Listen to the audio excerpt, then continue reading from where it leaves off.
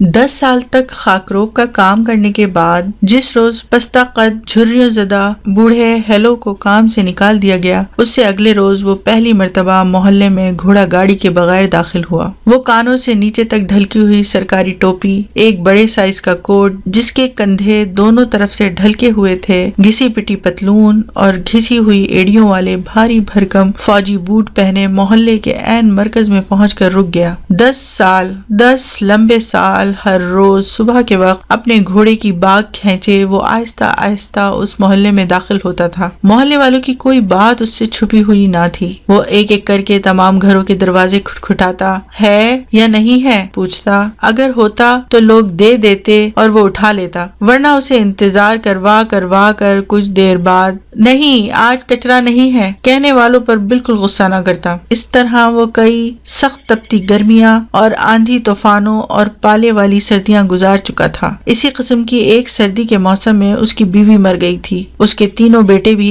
اسی طرح کی سردی کے موسموں میں اسے بلدیہ کے استبل میں چھوڑ کر روٹی کی تلاش میں پردیس چلے گئے تھے، اور کئی سال ہوئے اسے خستہ حال استبل میں ہی بھول بھال گئے، مگر اسے اس بات کی کوئی پرواہ نہ تھی۔ گرم گرم گوبر کی بو والے اس استبل سے آج وہ کتنی زبردست حسرتیں لیے جدا ہو رہا تھا۔ اس کے بچوں کی پیاری گھوڑی چاندی اسی استبل میں اس کے ہاتھوں میں پیدا ہوئی تھی اور اسی استبل میں بڑی ہوئی تھی۔ اسے چاندی سے کس قدر پیار تھا۔ چاندی بالکل انسانوں جیسی تھی، رک جاؤ کہنے سے رک جاتی، واہ کہنے سے پھر چلنے لگتی۔ چاندی کی ماں کا نام نظر بٹو تھا، نظر بٹو کی ماں مرجان تھی اور مرجان کی ماں بیت تھی، مگر چاندی سے بڑھ کر اس کے لیے کوئی بھی نہ تھا۔ چاندی اپنا نام پکارنے پر رک جاتی اور پلٹ کر دیکھتی تھی۔ جس روز اس کا پاؤں مڑ گیا تھا، اس رات وہ کیسے فریادیں کرتی رہی، اپنی سرمئی آنکھوں سے کیسے اشک بہاتی رہی تھی۔ چاندی بالکل انسانوں جیسی تھی۔ اس کے دماغ میں اچانک ایک خیال آیا، اگر بولو والے نے چاندی کی پٹائی کر دی تو اس کی بھویں تن گئیں۔ اس نے اپنی سرکاری ٹوپی سر سے اتار کر ہاتھ میں پکڑ لی۔ مارے گا، وہ ضرور مارے گا، اس نے اپنے آپ سے کہا۔ اس نے غصے سے محلے کی طرف نظر دوڑائی، بھلا یہ محلے والے کیوں صبح جلدی نہیں جاگتے؟ اگر وہ جاگ اٹھتے اور انہیں پتہ چل جاتا کہ ہیلو کو نکال دیا گیا ہے تو وہ آپس میں اتفاق کر کے بلدیہ کے میئر کے پاس جا کر کہتے، بولو والے کو خاکروب کے کام کی کیا سمجھ بھلا، وہ تو ابھی ہاتھ میں گھوڑا صاف کرنے کا برش بھی ٹھیک طرح نہیں پکڑ سکتا۔ ہیلو ہمارا 10 سال پرانا خاکروب ہے، چاندی اسی کے ہاتھوں میں پیدا ہوئی تھی، ہم اس کے علاوہ کسی کو اپنا خاکروب نہیں بننے دیں گے، ممکن ہی نہیں ہے۔ خاکروب ہوگا تو ہیلو ہوگا، ورنہ ہمیں اور کوئی خاکروب نہیں چاہیے۔ اگر یہ محلے والے اپنی بات پر ڈٹے رہے تو بلدیہ کا میئر صفائی کے کاموں کے ڈائریکٹر کو بلوا کر کہے گا کہ ہیلو کو کیوں نکال دیا تم نے کام سے۔ ہیلو اس محلے کا 10 سال پرانا خاکروب ہے، چاندی اس کے ہاتھوں میں پیدا ہوئی ہے۔ بولو والے کو تو ابھی ہاتھ میں گھوڑا صاف کرنے کا برش بھی اچھی طرح نہیں پکڑنا آتا۔ بولو والے کو کام سے نکالو اور ہیلو کو رکھ لو، چلو جاؤ جلدی کرو، ابھی کرو یہ کام۔ اس کے دل میں ایک امید ابھری، اس کی آنکھیں چمک اٹھیں، اس کے جھریوں والے چہرے پر مسکراہٹ چھا گئی۔ یہ سب کچھ ناممکن بھی نہیں ہے۔ وہ محلے کے سب گھروں کی دہلیزوں اور کنڈیوں کو، کوڑے کے ڈبوں کو، یہاں تک کہ محلے کے کتوں اور بلیوں کو بھی زبانی جانتا تھا۔ اس صورت میں کیا یہ محلے والے ہیلو کے بغیر گزارا کر لیں گے؟ اس محلے میں تو اتنے بڑے بڑے لوگ رہتے ہیں کہ بلدیہ کا میئر بھی ان کے سامنے ہاتھ ملتا رہ جائے۔ ٹھہرو ذرا تم، اس نے اپنے آپ سے کہا۔ وہ کہتے ہیں نا، اگر گرمیاں ہیں تو خزاں بھی تو ہے نا، اگر بولو والے کا پیچھا مضبوط ہے تو میرا بھی تو ہے۔ سامنے کے کونے میں محلے کا بھنگی دکھائی دے رہا تھا۔ وہ ایک لمبے ڈنڈے والی جھاڑو سے علاقے کی گرد صاف کرتے کرتے گلی کی اینٹوں پر جھاڑو دے رہا تھا۔ ہیلو اس کے پاس گیا اور بولا، اللہ تمہیں آسانیاں دے۔ بھنگی نے جواب دیا، مہربانی ہیلو چاچا، تمہاری گاڑی کہاں ہے؟ ہیلو نے کندھے جھٹکتے ہوئے کہا، انہوں نے لے لی ہے۔ لے لی ہے؟ کیا کہیں کام سے تو نہیں نکال دیا تمہیں؟ نکال دیا ہے۔ تو تمہاری جگہ کسے رکھا ہے؟ ایک ریچھی اولاد، مگر تم ذرا ٹھہر جاؤ تو گویا یہ بات ٹھیک ہی ہے، میرے ابو نے بتایا تھا مگر مجھے یقین نہیں آیا تھا، بڑا افسوس ہوا۔ ہیلو چاچا، ابو نے بتایا تھا تمہیں؟ ابو نے ہی بتایا تھا، بڑے افسوس سے، انہیں بہت دکھ ہوا تھا۔ تمہارا ابو اچھا بچہ ہے، جواں مرد بچہ ہے، تو اب تم کیا کام کرو گے؟ میں کیا کام کروں گا، اللہ بڑا کریم ہے۔ اس نے پھر محلے پر نظر دوڑائی اور بولا، اس محلے کے لوگ بولو والے کو کسی حالت میں کوڑا کرکٹ نہیں دینے دیں گے۔ جانتے ہو کیوں؟ وہ تو ابھی گھوڑا صاف کرنے والا برش بھی ٹھیک طرح سے نہیں پکڑنا جانتا۔ کیا محلے والے نہیں جانتے یہ بات؟ اس محلے میں میرے اتنے حمایتی لوگ ہیں، اتنے میں ان کے قریب کے ایک گھر کا دروازہ کھلا اور پھر بند ہو گیا۔ ہیلو نے کہا، یہ ہمارے ایڈوکیٹ صاحب تھے۔ اس کے دل کی دھڑکن تیز ہو گئی، ایک امید، ایک بھرپور روشنی کی کرن اس کے دل میں پیدا ہو گئی۔ یہ وکیل صاحب بڑی میٹھی زبان والے ہسمکھ آدمی ہیں، عید کے موقع پر دل کھول کر عیدی دیا کرتے ہیں۔ ایک عید پر تو انہوں نے مجھے وہ سگریٹ بھی دی تھی جس کا ایک سرا سنہری ہوتا ہے۔ یہ اتنا کچھ جانتے ہیں کہ تمہارا بلدیہ کا میئر بھی ان کے سامنے کھڑا ہو جاتا ہے۔ یہ بات ہے ہیلو چاچا، یہ بڑے لوگ یہ سب کہاں سے سیکھتے ہیں؟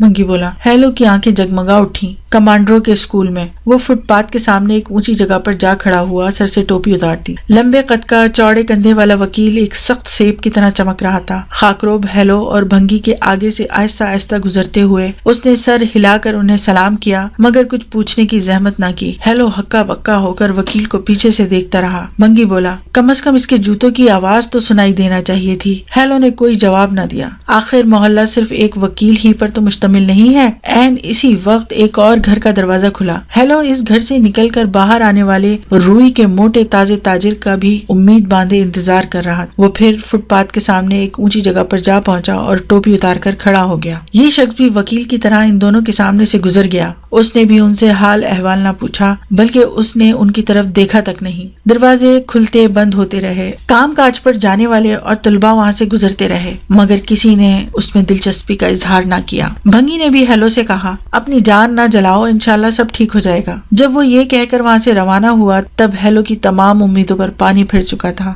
اپنی خالی خالی آنکھوں سے دیر تک محلے کی طرف دیکھتا رہا اور پھر فٹ پاتھ پر جا نکلا۔ دونوں ہاتھوں سے سر پکڑ کر بیٹھ گیا۔ سورج اچھی خاصی بلندی پر پہنچ چکا تھا۔ محلے کی مشرقی جانب والی کھڑکیاں تپ کر سرخ ہو رہی تھیں۔ تنگ گلیوں میں ایک گلی سے ایک کبڑی بڑھیا نکلی، اس کے ہاتھ میں ایک بڑی سی ٹوکری تھی۔ وہ اپنے آپ سے ہی باتیں کرتی ہوئی آ رہی تھی۔ اس کی نظر ہیلو پر پڑی، بولی، ہیں یہ کیا؟ اس بھلے آدمی کی گاڑی کا کیا ہوا؟ پھر وہ اس کے قریب گئی اور پوچھا، تمہاری گاڑی کہاں ہے؟ ہیلو نے سر اٹھایا اور بڑھیا کی طرف دیکھا، پھر کہنے لگا، کوئی نہیں اماں، کوئی نہیں، اب میرے پاس گاڑی کوئی نہیں ہے۔ کیوں، کیا ہوا تمہاری گاڑی کو؟ انہوں نے لے لی ہے، انہوں نے مجھے کام سے نکال دیا ہے۔ کیوں نکال دیا؟ میری جگہ انہوں نے صفائی کے ڈائریکٹر کے جاننے والے ایک آدمی کو رکھ لیا ہے۔ اس نے بڑھیا کی طرف آخری امید کے ساتھ دیکھا۔ اس کے سامنے آلتی پالتی مارے بیٹھی بڑھیا بولی، ٹھیک کہتے ہو، کیا یہ بے جا جانبداری نہیں ہے؟ کیا انہوں نے میرے سعادات کو بھی اس کے معمولی سے کام سے نکال کر اس کی جگہ اس سرخ ہونٹوں والی منحوس عورت کو نہیں رکھ لیا تھا؟ میں اس لیے نہیں کہہ رہی کہ وہ میرا پوتا ہے۔ سعادات کی طرح کا شریف اور لائق بچہ کہاں ملتا ہے اس زمانے میں؟ نہ وہ عیش و عشرت کرتا ہے، نہ سگریٹ پیتا ہے، اور نہ ہی اسے کسی بری جگہ کے بارے میں معلوم ہے۔